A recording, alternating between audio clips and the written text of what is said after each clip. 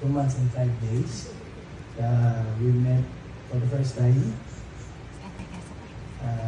Without knowing each other, 2 worlds apart. Saudi girl, Tondo boy. Nag-duet kaagad tayo nang hindi pa tayo nag-uusap. So, ganun tayo nagkakilala. So, this stage has given me a lot of things in my life. Progress, dreams, goals, career, a name, a family, friends, new friends, and of course, special someone. And pasensya na, 10 taon nang inabot. Pinahimog lang siguro ng panahon. Marami rin tayong challenges. Kaya hindi rin matuloy-tuloy. At I've been planning to do this since last year. Supposedly, I'm gonna do it on your birthday.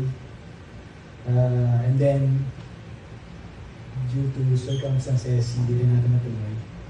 And then, I plan on doing this also on Christmas. As a Christmas gift to you. Sa Zinal Cave pa nga eh, kaya pinaplano ko yan.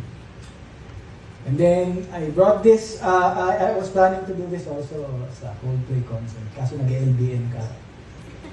So, hindi rin natuloy. So, maraming tao.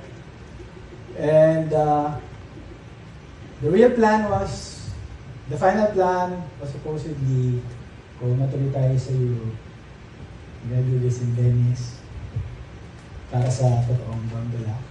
Mas simple, actually mas intimate to tourism.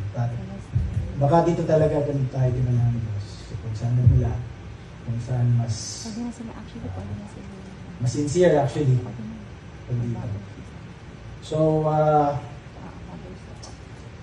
maraming salamat sa lahat ng pagmamahal na binigay mo at maraming salamat sa pagpunta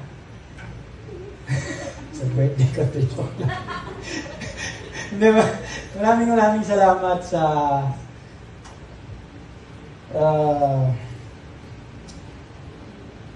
pagsama sa akin sa loob ng 10 taon at sana madagdagan pa to. Tinatanong mo lagi bakit kita mahal.